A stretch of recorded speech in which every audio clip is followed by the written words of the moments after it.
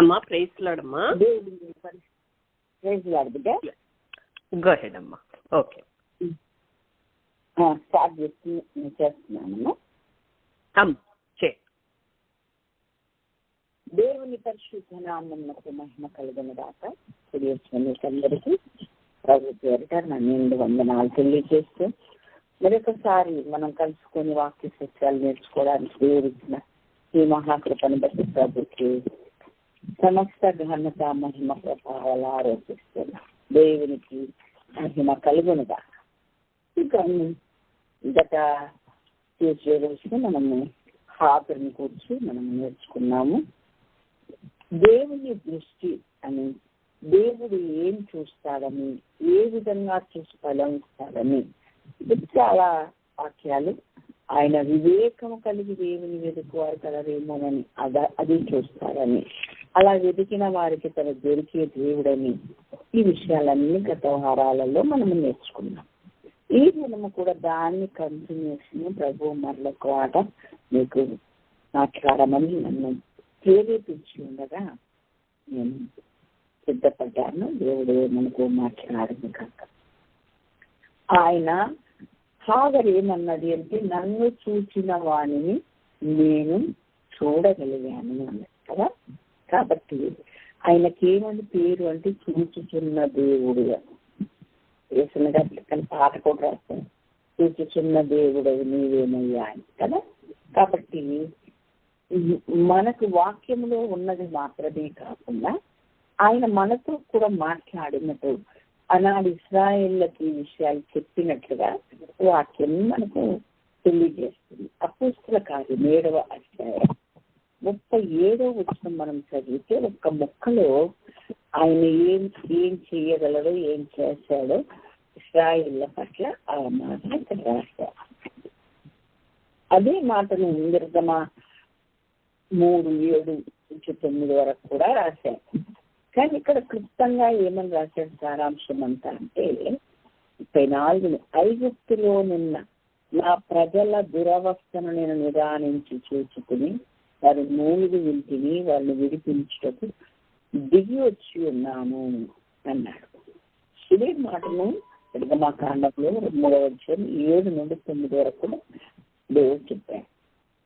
ఇక్కడ మనం ఏమి నేర్చుకుంటున్నామంటే, ప్రభువు ఏమేం చూస్తాడు అంటే, ఆయన మన హృదయాంతరంగాలను చూస్తాడు, మన చర్యలు చూస్తాడు, మన యొక్క తపన చూస్తాడు, ఏ మనస్సుతో మనం ఆయన వెతుకుతున్నామో చూస్తాడు, ఏ విధంగా ఆయన సన్నిధిలో బ్రతుకుతున్నామో చూస్తాడు, మన క్రియలను చూస్తాడు, మన నిందారహితమైన జీవితాన్ని చూస్తాడని దగ్గర 2-3 ఎపిసోడ్స్ అవన్నీ మనం నేర్చుకున్నాం. ఇప్పుడు ఇంకా మన దురవస్థను కూడా చూస్తాడు. తన ప్రజల దురవస్థను నేను చూశాను, నిదానించి చూశాను, వారి మూలుగులు విన్నాను, వారిని విడిపించుటకు నేను దిగి వచ్చాను అని చెప్పాడు. కనుక మన శ్రమను, మన దరిద్రతను, మన కష్టాలను, మన బాధను, మన ఇరుకులను, ఇబ్బందులను, మనం పడుతున్న లోకములో వేరే ప్రభు నామ మహిమ కొరకు కొన్ని శ్రమలను మనం అనుభవించడము, మనం ప్రత్యేకించబడిన జనాంగము గనక లోకంతో కలిసిపోకుండా మనం ప్రత్యేకంగా ఉంటూ మరి ఇహలోక మాలిన్యం అంటకుండా మనలను మనము కాపాడుకుంటున్న ఈ వరవడిలో తప్పకుండా కొన్ని శ్రమలు, బాధలు, ఇరుకులు, ఇబ్బందులు దుష్టుని చేత మనకు కలుగుతాయి. అయితే మనం పడుతున్నటువంటి శ్రమను కూడా ఆయన నిదానించి చూచి మనల్ని విడిపించే దేవుడు. శ్రమ పడుతున్నప్పుడు మనము దుఃఖంతో, బాధతో అంగలాస్తున్నటువంటి ఆ మూలుగులను, ఆ నిట్టూర్పులను కూడా ఆయన చూస్తాడు అని రాస్తుంది. అందుకే చూసి విని ఊరుకోడు, అయ్యో పాపం అని చెప్పి ఊరుకోడు, కానీ విడిపించుటకు దిగి వస్తాడు అని చెప్పాడు. నేను వచ్చి ఉన్నాను అని చెప్పాడు. అలా వచ్చి ఉన్నటువంటి ఆ దేవుడు మరొకటి కూడా మనకు చెప్తున్నాడు. నిర్గమకాండం 3వ అధ్యాయం నేను 2 నుంచి చదువుతున్నాను. ఒక పొద నడిమిని అగ్ని జ్వాలలో యెహోవా దూత అతనికి ప్రత్యక్షమాయెను. అతడు చూచినప్పుడు అగ్ని వలన ఆ పొద మండుచుండును, కానీ పొద కాలిపోలేదు. అప్పుడు మోషే, ఆ పొద ఎలా కాలిపోలేదు? నేను ఆ తట్టు వెళ్ళి గొప్ప వింత చూచెదను అనుకున్నాను. దానిని చూచుటకు అతడు ఆ తట్టు వచ్చుట యెహోవా చూశాను. దేవుని మహిమ కలుగును గాక. మనము దేన్ని చూస్తున్నాము, దేని మీద మనకి ఇంట్రెస్ట్ ఉంది, మన మనస్సు దేని వైపు మళ్ళుతుంది, దేన్ని మనము గమనిస్తున్నాము, దేన్ని చూస్తున్నాము, దేని మీద మనస్సుంచాము, ఇది కూడా ఆయన చూస్తాడు అన్న సంగతి మనము గ్రహించాల్సి ఉంది. చూడండి, వారి దురవస్థను చూచాడు, వారి మూలుగులు విన్నాడు, వారిని విడిపించుటకే దిగి వచ్చి ఉన్న దేవుడు ఈ మాటలు పలకక ముందుకు ఆ పొదలోకి దిగి వచ్చాడు.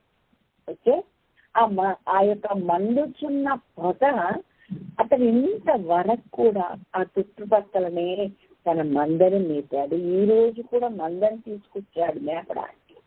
ఆ హోరేబు పర్వతం దగ్గరికి ప్రతిరోజు ఆయన ఆనవాయితీగా తీసుకొస్తూనే ఉన్నాడు. ఈ ప్రాంతం అంతా తిరుగుతూనే ఉన్నాడు.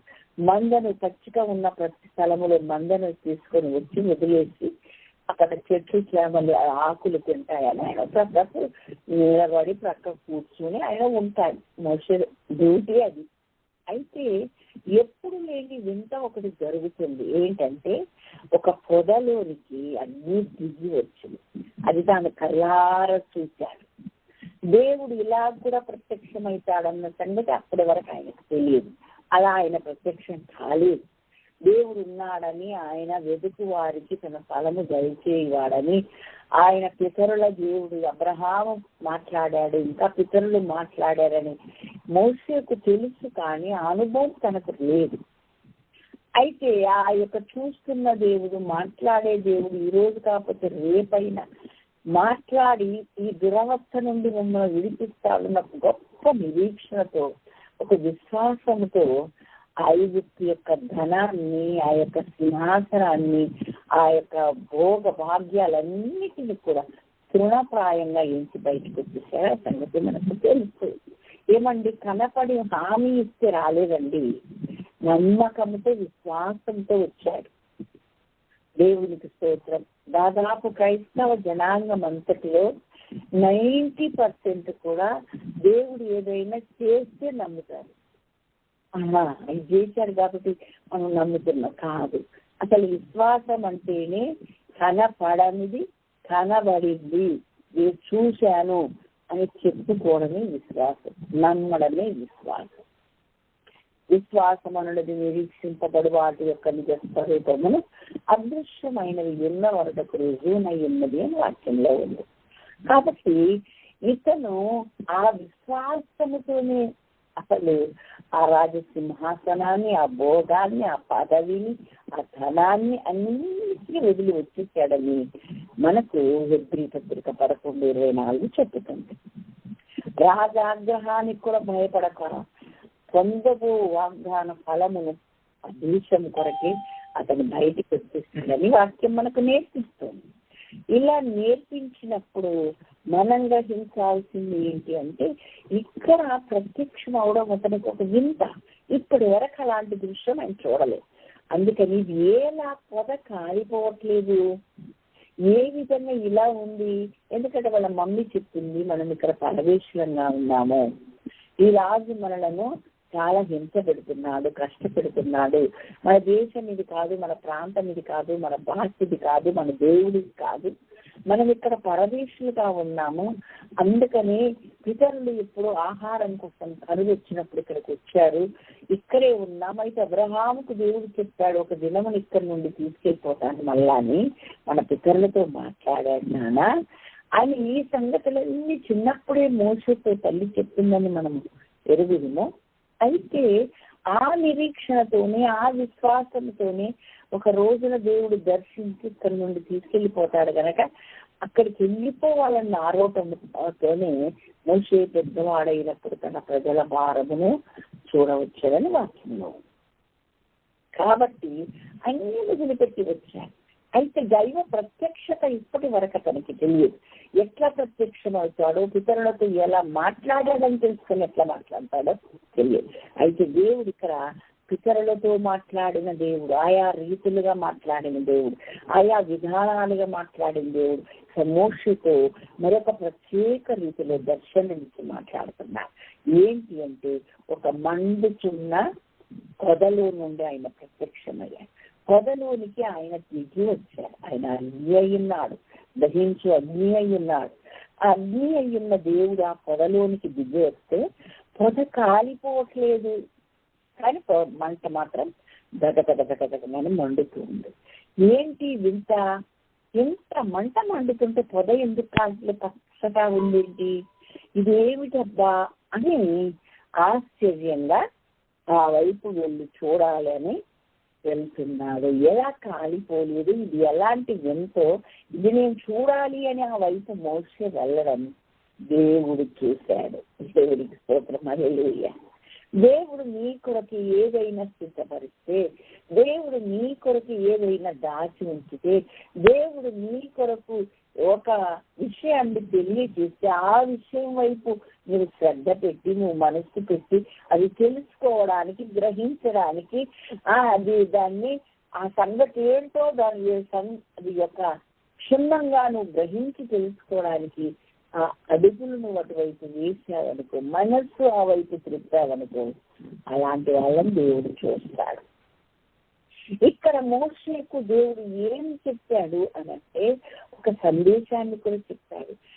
ఆయా రీతిలుగా మాట్లాడిన దేవుడు అగ్నిలో నుండి మాట్లాడు, మేఘంలో నుండి మాట్లాడాడు, ఇలా రకరకాలుగా వాళ్ళతో మాట్లాడాడు. దేవుడు ఉరుమ వంటి ధ్వనితో మాట్లాడాడు. ఒక అబ్రహాముకైతే వ్యాసంగా వాక్యమై ఉన్న దేవుడు ఆయన గుడారములోనికే దిగి వచ్చి మాట్లాడాడు కదా. అయితే ఇక్కడేమని మాట్లాడుతున్నాడు అనంటే, మండుచున్న పొదలో ప్రత్యక్షమై మాట్లాడుతున్నాడు. ఏంటి పొద కాలిపోట్లేదు, ఇంత అగ్ని దిగి వస్తే, ఇంత పక్కపక్కమని మండుతుంటే ఎందుకు ఈ పొద కాలిపోవట్లేదని ఆశ్చర్యం వేసి ఆ వైపున తిరిగి చూడడానికి చూస్తే అక్కడ ఆయన మోషే అని ఆ వైపు రావడం, పట్టించుకోకుండా పోతాడా, వామ్మో నేను కాలిపోతాను, ఎందుకు వచ్చిన గోలు ఇక్కడ, నా గొర్రెలు కాలిపోతాయి, ఎందుకు వచ్చిన గోలు, ఇదేదో మండుతుంది ఇక్కడ అనుకొని వెళ్ళిపోతాడా? వెళ్ళిపోతే ఆ ప్రత్యక్షత కలిగేది కాదు. కానీ ఇది ఏంటి చూడాలి నేను, ఈ ఆశ్చర్యకరమైన సంగతి ఏంటి, ఇంత ఏంటి, ఇలా పొదలోకి అగ్ని దిగొస్తే పొద కాలిపోవట్లేదు, అగ్ని మాత్రం మండుతూనే ఉంది, ఏంటి అని ఆ వెనుక ఎందుకు చూచదనని ఆ వైపు వెళ్ళడం చూచి పిలిచినట్లుగా, మాట్లాడినట్లుగా, విషయం వివరించినట్లుగా మనం గ్రహిస్తూ ఉన్నాం వాక్యం ద్వారా. అయితే ఒక విషయం సత్యం గ్రహించాలి. దేవుడు ఏ రీతిగా ఎందుకు మాట్లాడాడు మోసేతో అంటే, నీవు ఇక్కడ శ్రమ పడుతున్నావు, వెట్టి చాకిరి చేస్తున్నావు, వారు శ్రమ పెట్టడం ఇక్కడ ఉంది కదండి, తాము చేయుచున్న వ్యక్తి పనులను బట్టి నిట్టూర్పులు విడుచుచు చుండగా తమ వ్యక్తి పనులను బట్టి వారు పెట్టిన మరో యెహోవా సన్నిధికి చేరేది. శ్రమ పెడుతున్నారు, బాధ పెడుతున్నారు, కష్టపెడుతున్నారు, వ్యక్తిగా చేయించుకుంటున్నారు చాకరీ. అందుకని వాళ్ళకి చాలా బాధ ఉంది. అయితే దేవుడు ఏమని చెప్పాడంటే, శ్రమలో వాళ్ళు నశించుకోవట్లేదు, తగలబడుతున్న పొద పచ్చగా ఎలాగో ఉందో నా ప్రజలు అలాగే ఉన్నారు, నువ్వేం కంగారు పడక మోసే, నీ ఆశ, నీ తపన, నీ విశ్వాసం, నీ నిరీక్షణ అంతా నేను చూస్తున్నా. తొందరగా నిన్ను అక్కడికి పంపించి నీ ద్వారానే వారికి విడుదలను కలగజేస్తానని ఒక చక్కటి సందేశం ఆ పొదలో నుండి దేవుడు, ఆ పొద తగలబడడం, ఆ పొదలోకి దిగివచ్చడం మూలాన, ఆ వింత జరగటం మూలాన మోషేకు దేవుడు ప్రత్యక్షమై మాట్లాడినట్లుగా వాక్యం మనకు నేర్పిస్తూ ఉంది. నిజంగా ఇదేంటబ్బా ఇలా మండుతుంది బాబోయ్ అని చెప్పేసి అతను అక్కడి నుండి కదిలి ఇంకొక వైపు వెళ్ళిపోయి ఉంటే అతనికి ఆ ప్రత్యక్షత దొరికేది కాదు, దేవుని మాటలు వినేవాడు కాదు, దేవుని స్వరం విన్న అనుభవము. అన్నిటికంటే ముఖ్యంగా తను దేని కొరకు నిరీక్షిస్తున్నాడు, ఏ వంశం విడుదల కొరకు, ఏ జాతి విడుదల కొరకు తను కనిపెడుతున్నాడు, అది నా వల్లనైతే బాగుండులే అన్న ఆశ కలిగి ఉన్నాడు. అవన్నీ చూసిన దేవుడు దిగి వచ్చి ఈ పూట మోషేతో మాట్లాడాడు. దేవునికి మహిమ కలుగును కాక. హల్లెలూయా. అయితే నిజంగా వాళ్ళు శ్రమలో ఉన్నారే కానీ వాళ్ళు ఎలా నశించుకోలేదని, ఇంకా విస్తరిస్తుందని 1వ అధ్యాయము 12వ వచనంలోనే మనము చదువుకుంటాం. ఎక్కడ ఏమనుంది? అయినను ఐగుప్తీయులు వారిని శ్రమ పెట్టిన కొలది వారు విస్తరించి ప్రబలేదు కనుక ఈ వారు ఇశ్రాయేలీయుల ఆశ్చర్యపడలేదు. చూసారా, వాళ్ళు శ్రమ పట్టినా కొద్ది విస్తరించి ప్రబలాలే గాని నశించుకోలేదు, లెక్క తక్కువ అవ్వలేదు. దేవుని స్తోత్రం. అదే సందర్భాన్ని, ఇతని దిగులును, ఇతని మనోవేదనను, ఇతని మనసులో ఉన్న బాధను దేవుడు ఎరిగిన వాడై అట్లా ప్రత్యక్షమయ్యాడన్నమాట. ఒక పచ్చని చెట్టులోనికి దిగి వచ్చి ఆ మంట మండుతూ కనపడింది కానీ చెట్టు మాత్రం కాలిపోలేదు. అంటే వాళ్ళు శ్రమలు పడుతున్నారు, వేదన అనుభవిస్తున్నారు, వెట్టి చాకిరీ చేస్తున్నారు, కానీ వారు నశించుకోలేదు, లెక్కకు తక్కువ కాలేదు. మరింత ప్రబలారే కానీ వాళ్ళు తక్కువ కాలేదు, వాళ్ళు నీరసపడిపోలేదు అని చక్కని సందేశాన్ని మోషేకు దేవుడు ఇచ్చారు. మనం కూడా మన శ్రమలు వచ్చినప్పుడు ఇది గుర్తు చేసుకొని సంతోషంగా దేవుని మహిమపరచవచ్చు. శ్రమలు, బాధలు, కన్నీరు, కష్టాలు మనకు వస్తూనే ఉంటాయి, కానీ మనం మాత్రం నశించుకోనివ్వడు ఆయన. అలా వింతగా మనం కనబడతాం అనేకులకు, కానీ మనం మాత్రం ఏమీ లేని వారమైనటువంటి సమస్తము కలిగిన వారంగా ఉంటాం. తరమబడుతున్నను దిక్కు లేని వారం కాము అని వాక్యం సెలవిస్తుంది. ఈ చక్కని దృశ్యాన్ని మోసే చూడడం, ఆయన చూసి ఆయనతో మాట్లాడాడు. ఒకవేళ ఆ వైపు రావడకుండా ఆయన వేరొక వైపు భయపడి వెళ్ళిపోతే, అది అంతగా పట్టించుకొని వాడైతే, ఆయన ఆలోచన మరి ఒక రీతిగా ఉంటే ఆ యొక్క దర్శనం మోసేకు కలిగేది కాదు అని వాక్యం ద్వారా మనం నేర్చుకుంటున్నాం. ఇంకా ఆయన ఏమేమి చూడగలరు తన ప్రజల అంటే దురవస్థను మాత్రమే కాదు.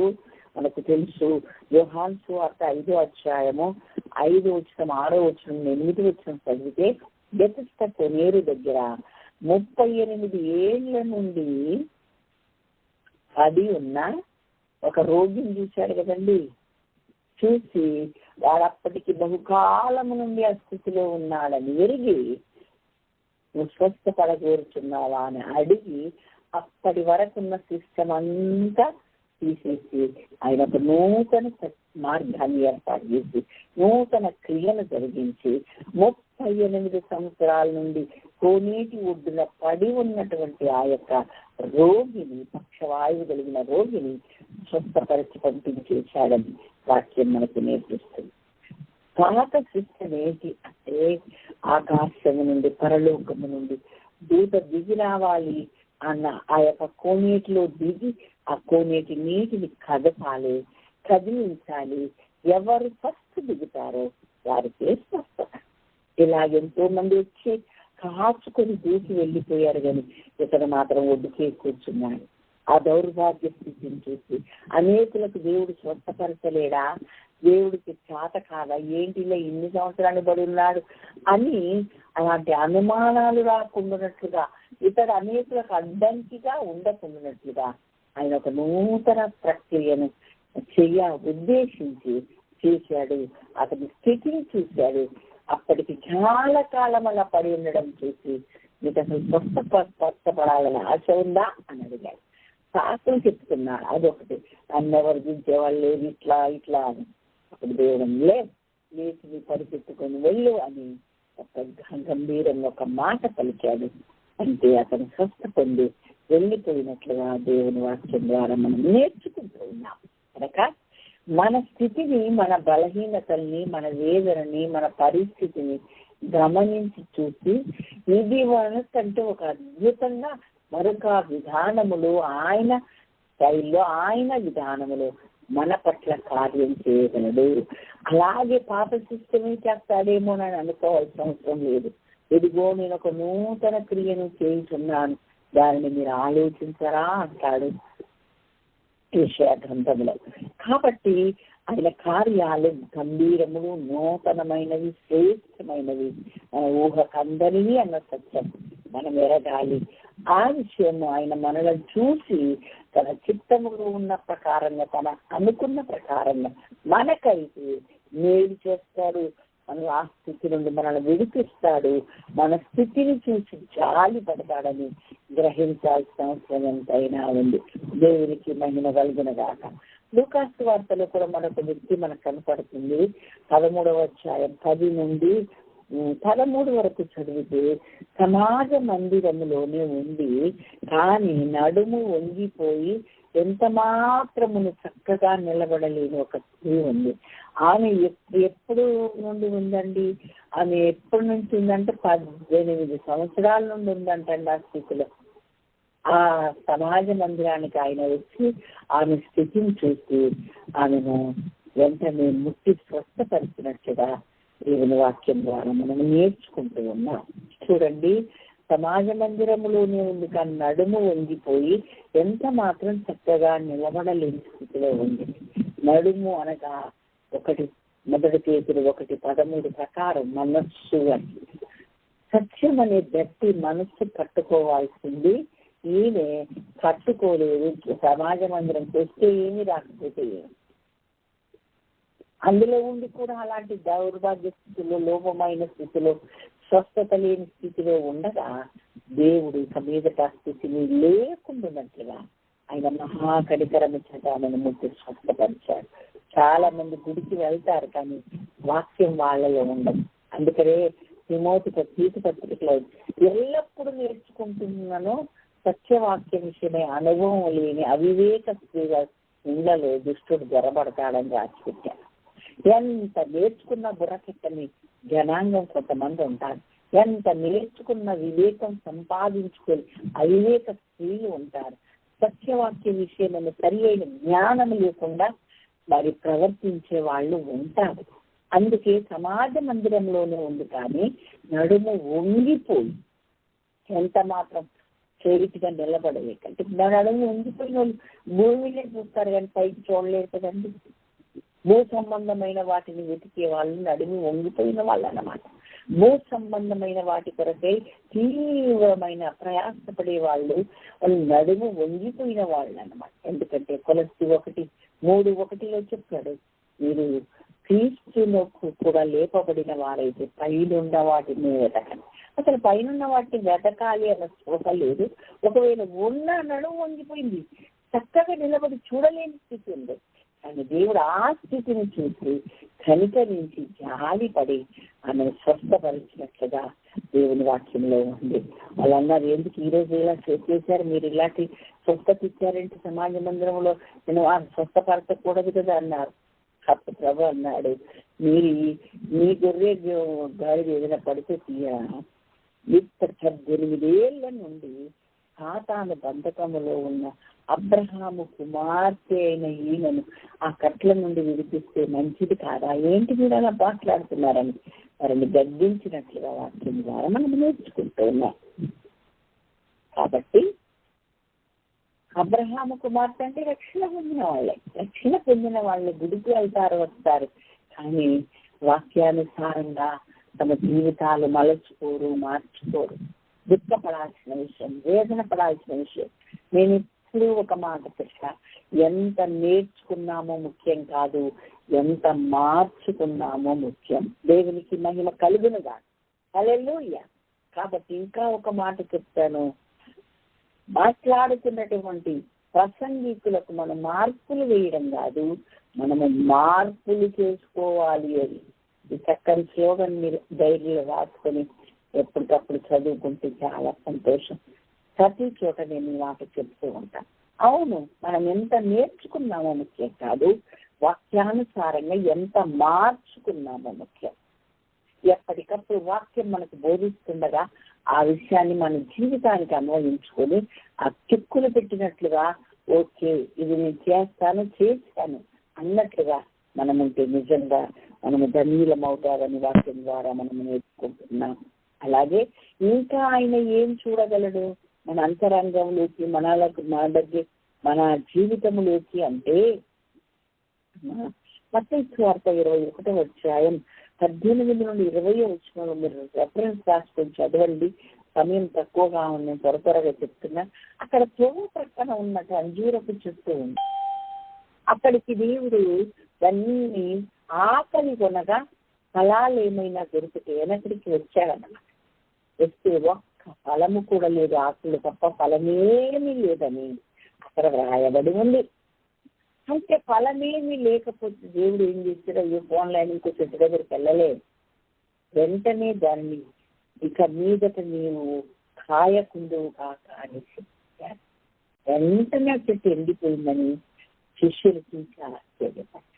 ఏమండి, అసలు అంజూరపు చెట్టు యొక్క నైజం ఏంటంటే ముందు తెగి ఫలం వచ్చాకే వాక్యం ఆకులు వస్తాయి.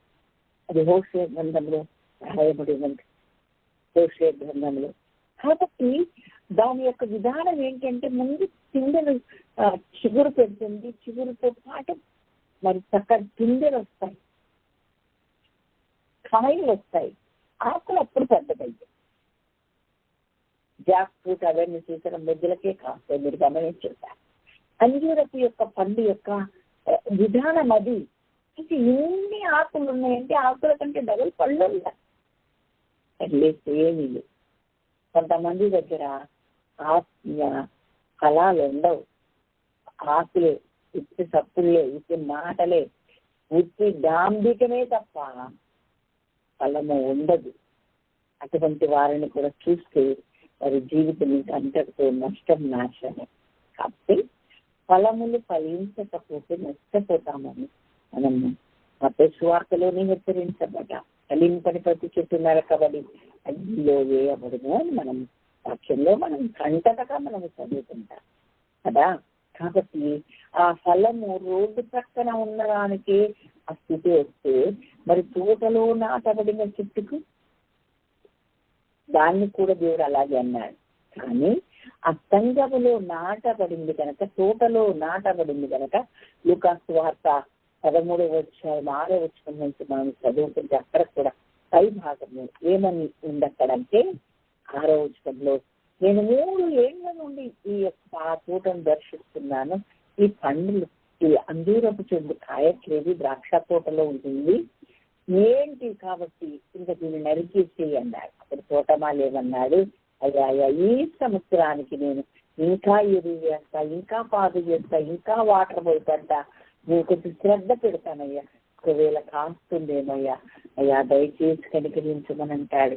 అంటే సంఘంలో నాటబడిన వారికి, సంఘం బయట ఉన్న వారికి ఏంటి తేడా అంటే వీళ్ళు కాపు లేకుండా ఉంటారు, వాళ్ళు కాపు లేకుండా ఉంటారు. కానీ వాళ్ళ పక్షంగా అడిగే వాళ్ళు, ప్రార్థించే వాళ్ళు ఎవరు ఉండరు, శపించబడిన వారు కానీ మిగిలిపోతారు. కానీ సంఘములో నాటబడి ఫలములు లేకపోతే ఆ సంఘ కాపరి వారి కోసం అడుగుతాడన్నమాట, బతిమిలాడతాడన్నమాట. ఈ సంవత్సరం ఒక్కసారి ఉండని అయ్యా, ఈ సంవత్సరం పొడిగించాయి ఆయుష్, ఈ ఒక్క సంవత్సరం చూడయ్యా అని బ్రతిమలాడుకోవడానికి నీ పక్షంగా ఒక కాపరి ఉంటారు. అయితే ఈ 2 స్థితిని దేవుడు చూశాడు. కాబట్టి ఫలించాల్సిన అవసరం మనకు ఎంతైనా ఉంది అని, ఫలములు లేకపోతే మనము నరకబడి అగ్నిలో వేయబడతామని, ఆ ఫలములు కూడా మంచి ఫలములు ఫలించాలి అని వాక్యం చెప్తాం. ఎందుకంటే యెషయా గ్రంథం 5వ అధ్యాయంలో ఆ ప్రియుడికి ఒక తోట కలదు, నేను దాని గురించి పాడేదని వినండి అని చెప్పి ఆయన తోట కోసం ఏమేమి చేశాడు చక్కగా రాశాడు. 1 నుండి 7 వచనాలు మీరు తర్వాత చదువుకోండి. యెషయా గ్రంథం 5వ అధ్యాయం 1 నుండి 7 వచనాలు. రాళ్ళు ఏరారు, చుట్టూ కంచె వేశారు, అన్ని చేయాల్సిందంతా చేశారు. చేస్తే అసలు కారు ద్రాక్షలు కాదు, అసలే కాయని చెట్లు కొన్ని ఉంటే కారు ద్రాక్షలు కాసే చెట్లు కొన్ని ఉన్నాయి. అసలే కాయన పోయినా నచ్చే, కారు ద్రాక్షలు కాస్తే నచ్చలే. అందుకే 7వ అధ్యాయం మత్తయి సువార్తలో మంచి ఫలములు ఫలింపని ప్రతి చెట్టు నరకబడి అగ్నిలో వేయబడును అని రాయబడి. కాబట్టి మన స్థితిని చూస్తున్నాడు, కష్టాలు చూస్తాడు, బాధలు చూస్తాడు, బలహీనతలు చూస్తాడు, మన ఆధ్యాత్మిక లోతులు కూడా చూసి మనకి సహాయం చేయడానికి చేసే విధమైతే సహాయం చేస్తాడు. ఎంత కాలమైనా ఫలించకుండా ఆశలు ఉత్తి మాటలు ఉత్తి లేని ఫలములు లేని జీవితం అయితే అది శపించబడుతుంది అని వాక్యం ద్వారా మనం నేర్చుకుంటున్నాం. చూసే దేవుడు శ్రమను చూస్తాడు, దరిద్రతను చూస్తాడు, నిట్టూర్పులు మనం మనవి వింటాడు. అదే సమయంలో నశించిపోకుండా కాపాడే దేవుడు అవకాశాలున్నను తోటలో నాటబడినను మరి అవకాశాలున్నను ఫలించకుండా ఉంటే మాత్రం వాటిని శపించి ఇంకెన్నడూ ఫలించకుండా ఆ దుస్థితి దుర్గతి పడుతుంది అని వాక్యం ద్వారా. అలాగే శపింపబడిన జాబితాలో ఉంటామని వాటి. అలాగే బలహీనత చేత ఆ పడిపోయి ఉన్నటువంటి వాడిని, ఇతరులకు అభ్యంతరంగా ఆటంకంగా ఉన్న వాడిని దేవుడు కనికరించి ఒక నూతన విధానంలో నూతన ప్రక్రియ అతని ద్వారా జరిగించి అతన్ని ఏం చేశాడమ్మా? స్వస్థపరిచాడు. దేవుడికి స్తోత్రం. హల్లెలూయా. మన అంతరంగ స్థితిని బట్టి దేవుడు మన పట్ల కార్యాలు జరిగిస్తూ ఉంటాడు అని మనము గ్రహించాలి. ఫలించే వారంగా మనం ఉండాలి. బలహీనతలు, వేదనలు, కష్టాలు, బాధలు ఉంటే దేవుడు దయతో కనికరించి ఆ స్థితిని మనల్ని విడిపిస్తాడు. మన జీవితంలో ఒక నూతన కార్యం చేస్తాడు. దేవునికి స్తోత్రం. హల్లెలూయా. ఇంకా ఆయన ఏమేమి చూడగలడు అంటే మన బలహీనతలు చూస్తాడు, ఫలము లేని జీవితాన్ని చూస్తాడు. అవకాశాలు ఇచ్చినను ఫలించకుండా ఉంటే మాత్రం శపించబడి దుస్థితికి మనం వస్తాం. మన పక్షంగా బ్రతిమలాడుకునే ఒక నాయకుడు, ఒక కాపరి కనుక మనకుంటే మన ఆయుష్ పొడిగించబడే అవకాశాలు మనకి ఇచ్చి మరొక సంవత్సరానికి మనము బచాయిస్తాము, బతికిపోతాము. ఆ సంవత్సరమైన ఫలించకుంటే ఇంకా నష్టపోతామని అసత్యాన్ని మనకి పూట దేవుడు తెలియజేస్తున్నాం. కాబట్టి మన స్థితి ఎలా ఉంది? పైన లోకంలో కష్టాలు బాధలు పడేది చూస్తాడు, అంతరంగంలో ఫలము లేనిది కూడా చూస్తాడు కదా. కాబట్టి మన ఆధ్యాత్మిక జీవితాలు ఎలా ఉన్నాయో అని మనం పరిశీలించుకోవాలి. మరొకటి కూడా వాక్యంలో మనము చూద్దామండి. చూడండి, ఆ అపోస్తలుల కార్యం 9వ అధ్యాయం 11వ వచనం చూద్దాం. చక్కని మాట ఉంటుంది ఇక్కడ, మనము చూద్దాం. హల్లెలూయా. అపోస్తలుల కార్యము 9వ అధ్యాయం 11వ వచనం. అందుకు ప్రభు, నీవు లేచి తిన్ననీదనబడిన వీధికి వెళ్ళి యూదాను వాని ఇంట తార్సువాడైన సౌలు అని వాని కొరకు విచారించుము. ఇదిగో అతడు ప్రార్థన చేస్తున్నాడు. అతడు అనన్య తను ఒక మనుషుడు లోపలికి వచ్చి దృష్టి పొందడం చేతులు ఉంచడం చూస్తున్నాడని చెప్తే అనని ఏమంటున్నాడో తెలుసా అండి? ప్రభువా, ఈ మనుషుడు యెరూషలేములో అందరినీ క్రైస్తవులను, దేవుని బిడ్డలను రక్షణ మార్గం నడిచే వారిని చెరపట్టి తీసుకెళ్ళి వాళ్ళని చాలా ఇబ్బందుల పాలు చేశాడు, హింసించాడు, చంపించాడయ్యా. ఇక్కడ గ్రహించాల్సింది ఏంటంటే, ఒకప్పుడు అలా ఉండను. అతను ఏం చేస్తున్నాడు? దేవుడు దర్శించి మాట్లాడి అతనికి దర్శనం ఇవ్వగానే అతడు మారిపోయాడు. ఆయన రూటు మారిపోయింది, విధానం మారిపోయింది. చిన్ననీదనబడిన వీధిలో యూదాను అని ఇంత ప్రార్థన చేస్తున్నాడు. వీధి మారిపోయింది, ఆ యొక్క విధానం మారిపోయింది, అతని జీవితమే మారిపోయింది. మారిపోయిన జీవితాన్ని ఏమో దేవుడు చూస్తున్నాడు, ప్రార్థన చేయడం ఏమో దేవుడు చూస్తున్నాడు. అమ్మో, ఆయన మానవుడు కాదండి, చాలా అందరిని హింసించి చాలా చెప్పారని మనుషులు చూశారు. అంటే మనుషులు చూసేది వేరు, దేవుడు చూసేది వేరు అనేది మనం గ్రహించాలి. దేవుడి స్తోత్రం. నీ గదిలోనికి వెళ్ళి తలుపు వేసుకొని ప్రార్థన చేస్తుంది మనుషులు ఎవరు చూడరు, మనం గుడికి వెళ్ళిందే చూస్తాం, కానీ దేవుడు చూస్తాడు. రహస్యమందు చూస్తున్న నీ తండ్రి నీకు ఫలమిచ్చును అని మత్తయి 6:6 రాయబడి ఉంది. కాబట్టి మనము మార్పు చెందిన మన జీవితాన్ని చూసే దేవుడు. ప్రార్థించి మన జీవితాన్ని చూసే దేవుడు. అలాగే వీధి మారిపోయి చిన్నని అనే వీధిలో కింద వంకర టింకర తిరిగాడు, వంకర మార్గంలో తిరిగాడు. చిన్నని మార్గంలో వెళ్తున్న వారిని చంపేసేది వంకర మార్గం. అయితే యూదా అనగా స్తుతించే వాణి ఇంట చిన్నని అనే వీధిలో చక్కగా ప్రార్థన చేయడం, అతని పరిస్థితి అంతా అతని అంటే నడత ప్రవర్తన అంతా మార్చుకున్న ఆ జీవితాన్ని దేవుడు చూసి సాక్ష్యమిస్తూ ఉన్నాడు. ఆయన ఆ సంగతి తెలవదండి. ఏమంటాడు, అమ్మో ఆయన అందరినీ లాక్కెళ్ళి హింసించి కొట్టి తీసుకెళ్ళి మరి జైల్లో వేస్తాడండి, ఆయన అలాంటి వాడిని అని చెప్పాడు. లేదు, అతను ఎలాంటి వాడంటే అతను ప్రార్థన చేస్తున్నాడు, చిన్న మీదనబడిన వీధిలో ఉన్నాడు, అతడు యూదాను అని ఇంట ఉన్నాడు. అతడు నా కోసం నా నామాన్ని భరించాల్సి ఉంది, నీ వెళ్ళి అతనితో అతని చేయదగ్గర ప్రార్థన చేసి కూర్చున్నాడు అతను ఆ దృశ్యం కూడా అని చెప్పారు. దేవుడికి మహిమ కలిగిన గాక. నిజంగా మనుషులు చూడని వాటిని దేవుడు చూస్తాడమ్మా. అందుకే నీ భక్తి అంతా నువ్వు చేయాల్సిన దేవుడు చూస్తాడని చేయాలి తప్ప మనం ఎప్పటికీ మనుషుల కోసం ఏది చేయము.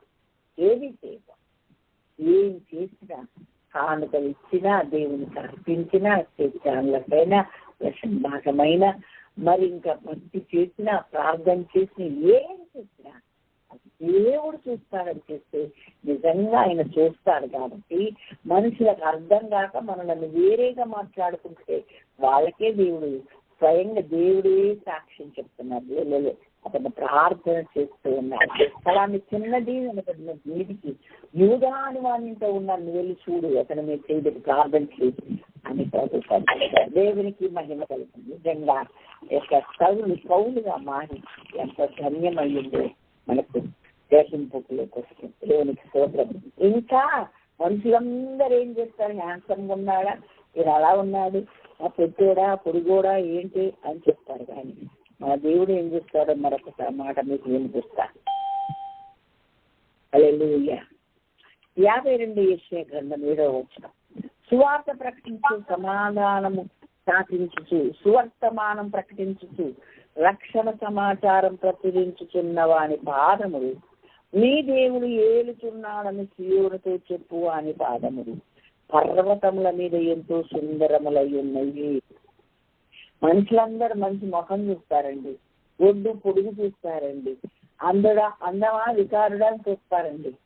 హల్లెలూయా, హల్లెలూయా. అని నా దేవుడు ఏం చూస్తాడు తెలుసమ్మా, సువార్త ప్రకటించే వాడి పాదాలు చూస్తాడంట. దేవుని మహిమ కలుగుతాడు. హల్లెలూయా. అవి అంటే ఎంతో సుందరంగా దేవునికి కనబడతాయంట. అంటే మనుషులు చూసే ఏది దేవుడితో. హల్లెలూయా, హల్లెలూయా. సువార్త ప్రకటించేదానివా, ఇతరులకు దేవుని వార్తను మోసుకుని వెళ్ళేదానివా, ఆ స్థలానికి నువ్వు వెళ్తున్నావా, నీ పాదాలు చూస్తాడు ఆయన. అవి చూసి ఆయన కంటికి ఆ పాదాలు, సువార్త ప్రకటించే వారి పాదాలు ఎంతో సుందరంగా కనబడుతున్నాయి. మనకు మరలా సాక్ష్యం ఇస్తాడు ఆయన. దేవుడికి మహిమ కలుగును గాక. హల్లెలూయా. నిజంగా సువార్త ప్రకటిస్తున్న వారి పాదాలు ఎంతో సుందరం. అంతరంగాన్ని చూస్తాడు, మన చేతులు చూస్తాడు, మన స్థితిగతులు చూస్తాడు, మన బాధలు చూస్తాడు, మన బలహీనతలు చూస్తాడు. అలాగే నువ్వు ప్రార్థన చేసుకున్న సంగతి, రహస్యము చేసిన సంగతి చూసి ఆయన సాక్ష్యం ఇస్తాడు. మనుషులకు ఎవరికి తెలియదు. కాబట్టి నువ్వు మనుషులు చూడాలంటే ఆయనే సాక్ష్యం ఇచ్చేటప్పుడు మనకు ఇంకా సంతోషం కదా. ఆయన కోసమే మనం బతికి ఆయన చూస్తే చాలన్నట్లుగా మనము రహస్యమందు ప్రభువుని మొరపెట్టుకుంటూ మన పద్ధతి, మన విధానం అన్ని మార్చుకొని బ్రతికినట్లయితే ఆయన దృష్టికి అది లెక్కలోకి వస్తుంది. దాన్ని ఘనంగా ఎంచుతాడు. ఇతరులకి మన గురించి సాక్ష్యం ఇస్తాడు. మరలా సువార్త ప్రకటించే వాడి పాదములంటే ఎంతో సుందరంగా ఉంటాయి. దేవునికి మహిమ. దేవుడు చూడండి, మనిషిని మొత్తం పైనుంచి మీద చూడండి, సువార్త ప్రకటించే వాడి పాదాలను చూస్తున్నాడు ఆయన. మనుషులు ఎవ్వరు దేవుడు చూసే చూడండి. అందుకని దేవుడు చూస్తున్నాడన్న భయంతో మనం బతికితే చాలు. దేవుడు మన యొక్క చర్యలన్నీ గుర్తిస్తున్నాడు, కొలత చేస్తున్నాడని మనం భయంతో బ్రతికితే మనకంతే చాలు అని దేవుని వాక్యం ద్వారా మనం నేర్చుకుంటున్నాం. చివరిగా పరమగీతములు 2వ అధ్యాయం 14వ వచనం మనం చదివితే, బండ సందుల్లో ఎగురు నా పావురమా, నీ ముఖము మనోహరము, నీ స్వరము మధురము, దానిని నాకు కనబడనిమ్ము, ఆ స్వరము నాకు వినబడనిమ్ము అంటాడు. ఎక్కడ ఎగురుతుందంటండి ఈ కన్యక? ఎక్కడ ఎగురుతుంది శూలమ్మికి? ఈ వధువు సంఘం బండ సందులలో ఎగురుతుందంట, పేటు గీతలను ఆశ్రయిస్తుందంట. అందుకనే ఆమె స్వరం ప్రార్థిస్తే చాలా మధురంగా ఉంటుంది ఆయన దృష్టికి. అలాగే ఆ ముఖము కూడా చూడాలని ఆయన తపన పడతాడు. నీ ముఖము నాకు కనబడనిమ్ము, నీ స్వరము నాకు వినబడనిమ్ము, నీ స్వరము మధురము, నీ ముఖము మనోహరం అని చెప్తున్నాడు. ఎంత గొప్ప సంగతి, ఎంత గొప్ప సంగతి. కాబట్టి మనకు స్వేచ్ఛ లేదండి, స్వేచ్ఛగా విహరించేది లేదు. మనకు ఒక కట్టడి ఉంది, మనకు ఒక విధి విధానం ఉంది. ఎదుబడితే అటు పోయడానికి లేదు, మనం ఏ పద్ధతి పడితే చేయడానికి లేదు. మనకు ఒక విధి విధానాలు ఉన్నాయి. అందుకని మనం విహరించాల్సింది ఎక్కడ అంటే బండ సందులలో. బండ అనగా ప్రభువైన యేసుక్రీస్తుకు సాదృశ్యమైతే, సందులనగా సిలువలో పడినటువంటి గాయాలు, ఏర్పరచబడిన గాయాలు. నువ్వెంతసేపు అక్కడే విహరించాలి, దాని చుట్టూ తిరగాలి. చంటి బిడ్డ తల్లి చుట్టే తిరిగినట్టు, పాలు తాగే పిల్ల తల్లి చుట్టే ఉన్నట్టు మన ప్రాణము ఆయన చుట్టే ఉండాలి అని కూడా వాక్యం చెప్తుంది. ఉంది అని చెప్తుంది. నేను అలాగే ఉన్నాను అని చెప్తున్నాడు భక్తుడు. కాబట్టి మనకు స్వేచ్ఛ లేదు. మన ఇష్టానుసారంగా విశాల మార్గంలో వెళ్ళే వాళ్ళం కాదు, మనం ఇరుకు మార్గంలో ప్రయాణం చేసే వాళ్ళం. కాబట్టి ఆ ఇరుకు మార్గంలో స్వేచ్ఛ ఉన్నది. ఎంతసేపు బండ సందులను ఆశ్రయించి ఆ బండ సందులలోని విహరిస్తుండేది ఆయన పావురం అంట. ఆయన అంటారు, నీ ముఖము ఎంతో మనోహరము, నీ స్వరం మధురము, అది నాకు వినబడనిమ్ము, దానిని కనబడనిమ్ము అని ప్రభు ఎంతో ఇష్టంగా పిలుస్తున్నట్టు, ఇష్టంగా చూడాలని ఆశపడుతున్నట్లుగా దేవుని వాక్యం ద్వారా మనం నేర్చుకుంటున్నాం. అంత మాత్రమే కాదు, ఈ ముఖం ఇంకా ఎలాగా అంటే, ఇంకా ఎందుకు చూడముద్దవుతుంది అని అంటే 1:15 అంటాడు కదా, నీ కన్నులు గువ్వ కన్నులు, నీ కన్నులు నా ప్రియురాల, నీవు సుందరివి, నీ కన్నులు గువ్వ కన్నులు అన్నాడు. ఎందుకు ఇంత సుందరంగా ఈ ముఖం కనబడుతుంది అని అంటే, కన్నీటితో ప్రార్థించే అనుభవము ఈ శూలమ్మిటికి ఉంది, వధువు సంఘానికి ఉంది. కన్నీటితో కడకబడే ముఖం అంటే దేవునికి చాలా సుందరంగా కనబడుతుంది. అది ఆ గాయాలనే ఆశ్రయిస్తూ, గాయాలనే ముద్దాడుతూ, గాయాలలోనే విహరిస్తూ, లోక సంబంధమైన స్వేచ్ఛలోకి వెళ్లకుండా ఆయన చుట్టే తిరుగుతున్నటువంటి ఈమె ఆ గాయాలని ఆశ్రయించి బ్రతుకుతున్న ఈ వధువు సంఘం. నీ ముఖము మనోహరము, నీ స్వరం మధురము, అది నాకు కనబడనిమ్ము, వినబడనిమ్ము అన్నాడు. ఎందుకంటే ఇంత మధురంగా ఉంది అని అంటే, అయ్యా నువ్వు నా కొరకు గాయపరచబడ్డావా స్వామి, నా కొరకు కొట్టబడ్డావా, నలగొట్టబడ్డావా, నీ గాయాల్లో నాకు స్వస్థత, ప్రాణాత్మ దేహంలో స్వస్థత ఉంది. నీ శిలువ మరణం నువ్వు పొందకపోతే నాకు అయ్యా రక్షణ లేదు. నీ రక్తము నన్ను కడిగింది, శుద్ధి చేసి ఎప్పుడు చూసిన ఈ ధ్యాసలోనే బతుకుద్దన్నమాట వదిలేసండి. అందుకే ఆమె ముఖం మనోహరం, ఆమె స్వరం మధురం. ఇంకా సుందరివి ఎందుకంటుందంటే, ఎప్పుడు చూసినా కన్నీళ్ళ ఊతకు కళ్ళు నింపబడి కన్నీటితో కడగబడుతుంది ఆమె ముఖం. కన్నీటితో కనబడిన ముఖం అంతా మనోహరంగా, అందంగా, ఇంక ఏది ఉండదని వాక్యం మనకు నేర్పిస్తుంది.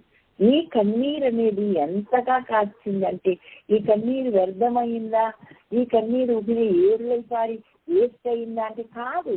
7వ అధ్యాయం 4వ వచనం ఇంకా వివరిస్తూ ఉన్నాడు దేవుడు. అది పరమగీతములు, నీ కందరము గద్దంత గోపుర రూపము, నీ నేత్రములు జనపూర్ణమైన హెష్బోను పట్టణములోనున్న 2 తటాకములతో సమానము. తటాకము అంటే చెరువు అన్న సంగతి మనకు అందరికీ. 2 కళ్ళు 2 చెరువులు అయిపోయాయి. నా కళ్ళు చెరువులు అయిపోయాయండి అని చెప్తారు. బాగా దుఃఖం ఉంటాయి. తెలంగాణ ఏంటి, ఆంధ్ర ఏంటి ఆ మాట వాడతారు కదా. కాబట్టి ఈమె ఎప్పుడు చూసిన కన్నీళ్ళు, కళ్ళు నీటితో నింపబడి గువ్వ కళ్ళలాగా ఉంటాయి. ఎప్పుడు గువ్వ కళ్ళలో నీరు తిరుగుతూనే ఉంటుంది. మీరు ఎప్పుడైనా గమనించారో లేదో, మీరు అది చూసారో లేదు, మీరు ఎప్పుడైనా చూడొచ్చు. కాబట్టి ఎందుకు అనంటే ఆ యొక్క బండ సందుల్లో విహరిస్తూ ఆ దేవుని తన కొరకు మరణించి తిరిగి లేచిన దేవుని అంది అతిశయిస్తూ సిలువ ఎందు తప్ప నేను మరి దేని ఎందు అతిశయించనన్న భక్తులాగా ఆమె బ్రతుకుతూ సిలువను కూర్చిన వార్త నశించు వారికి వెలితనంగా మనకైతే దేవుని శక్తి అని గ్రహించి తనకు దాటిస్తూ సిలువను గూర్చి నేను సిగ్గుపడివాడను కాను అని చెప్పుతూ ఈ సిలువతో ఆయనతో కూడా నేను సిలువ వేయబడ్డాను, ఇక్కడ జీవించువాడను నేను కాను, క్రీస్తు నా యందు జీవించుచున్నాడని ధైర్యంగా ప్రకటించి ఎంతసేపు దాని చుట్టూ తిరుగుతుంది. దాని గురించి వివరిస్తుంది, ప్రకటిస్తుంది తప్ప మరొక జాస్త లేదు. ఈ యొక్క సంఘానికి అని తెలియజేస్తూ ఆ కన్నీటితో కడగబడిన ఆ ముఖం మనోహరంగా సుందరంగా ఉంది. ఈ కన్నీరు ఎలాంటి కన్నీరు అనంటే 2 తటాకములతో సమానం, 2 కళ్ళు అని చెప్పాడు. ఆ తటాకము అని ఇక్కడ రాశాడు. అయితే ఇదే ఇంగ్లీష్ బైబిల్ ఏముందండి, చేపలతో నిండిన తటాకము అన్నట్టు, చెరువు అని ఉంది ఇంగ్లీష్ బైబిల్లో. అంటే ఈ కన్నీరుతో ఆత్మలను సంపాదించేలా, ఆత్మలను సరిచేసేదిగా, ఆత్మలను ఫలింపచేసేదిగా, ఆత్మలను ప్రభువులో ఆత్మను వర్ధిల్ల చేసేది. అందుకు పనికొచ్చి ఆ కన్నీరుని కారుస్తూ ఉండగా ఆ ముఖం మనోహరంగా మధురంగా కనబడుతుంది. ఆ స్వరం మధురంగా వినబడుతుంది. దేవునికి మహిమ కలుగును గాక. హల్లెలూయా. కాబట్టి యోగ్యమైన ప్రవర్తన నీకు నాకు కలిగి ఉండడం ఆయన చూడాలనుకుంటుంది. అలాంటి వారిని చూస్తున్నాడు, అలాంటి వారి విషయమే ఆయన సంతోషిస్తున్నాడు, సాటిస్ఫై అవుతున్నాడు. కనుక ఎన్నో చూస్తున్నటువంటి ఆ దేవుడు నీ బ్రతుకును చూస్తున్నాడు, మన శ్రమను చూస్తున్నాడు, మన దరిద్రతను చూస్తున్నాడు, మన కష్టాలు చూస్తూ ఉన్నాడు, మన పరిస్థితులను చూస్తూ ఉన్నాడు, మన ఫలించున్నామా లేదా అది కూడా చూస్తూ ఉన్నాడు. కాబట్టి నువ్వు ఏ స్థితిలో ఉన్నావు, ఏ స్థితిలో ఉండడం ఆయన చూస్తాడు. కొంతమంది స్వార్థ ప్రకటించడం చూసి అబ్బా వారి పాదాలు ఎంతో సుందరం అని చెప్తున్నాడు. కొంతమంది కన్నీటి ప్రార్థన చేస్తుంటే నువ్వు సుందరివి, నీ ముఖము నాకు కనబడనిమ్ము, నీ స్వరము నా వినబడనిమ్ము. ఎందుకంటే ఎప్పుడు చూసినా సిలువ చుట్టే తిరుగుతావు, ఆ సిలువే ధ్యేయంగా బ్రతుకుతావు. సిలువను కూర్చిన వార్తే నీకు బలాన్ని శక్తిని ఇచ్చినట్టుగా ఉంటుంది. ఆ స్వేచ్ఛ అంతా సిలువ చుట్టే తప్ప మరొకటి నువ్వు కోరుకోవు, తిరిగేదంతా అక్కడే అని ఆ కన్నీరు మరి చేపలు అనగా ఆత్మ సంపాదన కొరకైనదిగా ఆ కన్నీరు ఉంది అని దేవుడు. అందుకే నీవు సుందరివి, నీ ముఖము నాకు కనబడనిమ్ము, నీ స్వరము నాకు వినబడనిమ్ము అని ప్రభు చెప్తున్నా. కాబట్టి యోగ్యమైన జీవితాన్ని నీవు నేను కూడా కలిగి ఉన్నాం. ఇలాంటి ఒప్పుకోలు ధన్యకరంగా మెచ్చుకోలు మనకి ఇవ్వగలిగే ఆ స్థాయి ఆయన చూడగలగాలి. ధన్యులమవుతాం. ఒకవేళ సరి చేయబడే స్థితిలో మనం ఉంటే ఆ కాపరత్వంలో మనం బతికినట్లయితే తప్పకుండా నీ కొరకు వేడుకున్న కాపర ఉంటాడు. అప్పుడు ఆయన నీ కొరకు వేడుకుంటాడు. ఆ స్థానమైన మనం సంపాదించు. ఒకవేళ బలహీనమై లోకంలో కలిసి ఫలించలేకపోతే మళ్ళా కాపరి బ్రతిమలాడుకోగలిగిన ఆ కాపరత్వంలో మనం బ్రతకాలి అని వాక్యం మనకు నేర్పిస్తుంది. మన శ్రమను, మన బాధలు, మన ఇరుకు ఇబ్బందులు, మన ఆర్థిక పరిస్థితులే కాదు, మన ఆధ్యాత్మిక లోపాలను కూడా చూసి సరిచేయుటకు ఇష్టపడుతున్న దేవుడు, ఒక నూతన ప్రక్రియ, నూతన కార్యం చేయడానికి ఇష్టపడుతున్న దేవుడు. నువ్వు ప్రార్థన చేయడం ఆయన చూస్తున్నాడు. ఆ తిన్న మీద వీధిలో ఉండడం చూస్తున్నాడు. యూదాను వాణింత స్థితి చేస్తూ ఉండడం చూస్తున్నాడు. అలాగే స్వార్థ ప్రకటిస్తూ పర్వతముల మీద ప్రతి ప్రాంతములు వెళ్ళడం ఆయన చూస్తున్నారు. వీటన్నిటిని బట్టి వా నా బిడ్డ ఎంత బాగా చేస్తుందని. అంత మాత్రమే కాదు, బండ సందుల్లో మాత్రమే ఎగరడం, విహరించడం చూస్తున్నాడు. కన్నీటితో కడగబడిన ముఖాన్ని చూసైనా ఎంత అందంగా ఉంది అని మెచ్చుకుంటూ ఉన్నాడు. ఆ యొక్క కన్నీరు ఎందుకట అంటే చేపలు విస్తారంగా ఉండి చెరువులతో సమానంగా ఉంటాయంట. చెరువు నిండా నీరుంటేనే చెరువు అంటే ఎండిపోయిందని కూడా చెరువు అంటారు. కానీ అందుకని 2 చెరువులతో నీ కళ్ళు సమానం అన్నాడంటే అక్కడ ఫుల్ఫిల్గా మనకు అర్థమయ్యేలాగా చేపలతో నిండిన చెరువు అని రాశారు ఇంగ్లీష్ వైద్యం. మీరు తర్వాత చూసుకోండి.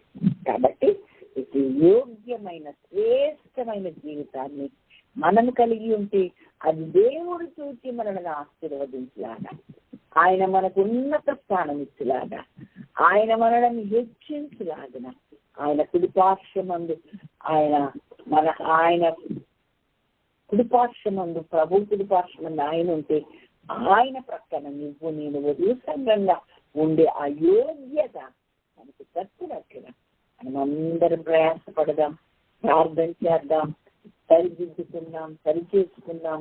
ఎంత నేర్చుకున్నామో కాదు, ఎంత మార్చుకున్నామో చూసుకుందాం. ప్రభు నామ మహిమ కొరకు ఆయన అసలు ఎత్తబడేలా సిద్ధపడదాం. అట్టి కృప దేవుడు మనందరికి అనుగ్రహించును గాక.